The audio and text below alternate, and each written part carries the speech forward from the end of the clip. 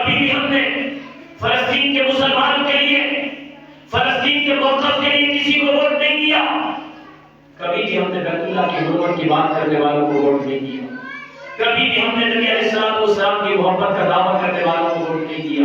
کبھی بھی ہم نے کتاب اللہ اور سنت رسول اللہ صلی اللہ علیہ وسلم کی پاسداری کرنے والوں کو ووٹ نہیں دیا.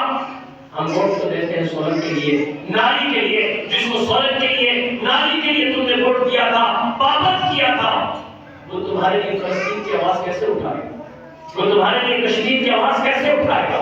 وہ تمہارے کہنے پر وہ کہتے ہیں کہ سولن کے والوں یا کشمیر کے لیے آواز اٹھا.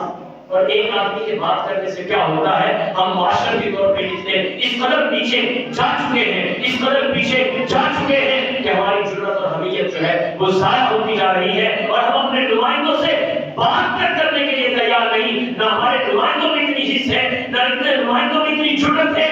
اگر اسمبلی میں آج کوئی جرأت مند علماء ہوتے اور جرأت مند کوئی لیڈر ہوتا، اللہ کی قسم فلسطینیوں کے لیے آواز بھی اٹھاتا، فلسطینیوں کے لیے اپنے آپ کو مقابلے میں پیش بھی کرتا.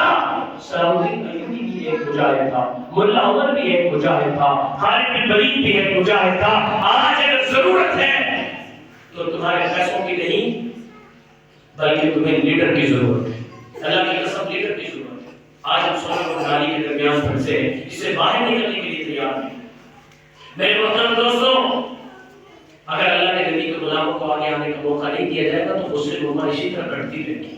سعودیہ پر بھی حالات، اس پر بھی پابندیاں ہیں، ترکی کے اوپر بھی پابندیاں ہیں، ایران کے اوپر بھی پابندیاں ہیں، اسلامی ممالک افغانستان کے اوپر بھی پابندیاں ہیں، پاکستان کے اوپر بھی پابندیاں ہیں.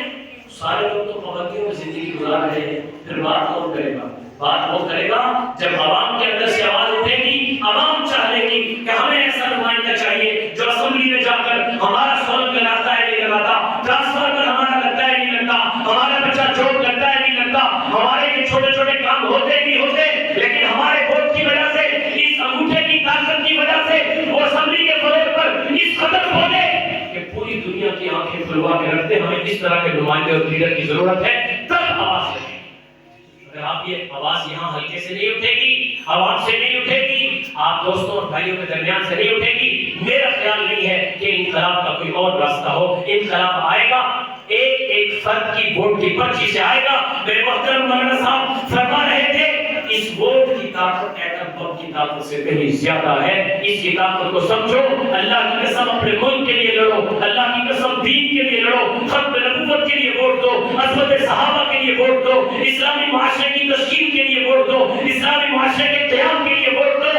اور سولن اور ناری تمہارا ضرور ہو جائے گا. یہ لوکل گورنمنٹ کے کام ہوتے ہیں جس کو تم ووٹ دے رہے ہوتے ہو. ایک چھوٹے سے سولن کے لیے تم اپنا ایک ایٹم جتنی طاقت کو ضائع کر کے اپنے ہاتھ کٹوا کے اس کی جولی میں ڈال رہے ہوتے ہو اور اپنے پر فخر محسوس کرتے ہو کہ فلاں میرے گھر آیا، فلاں میرے گھر آیا.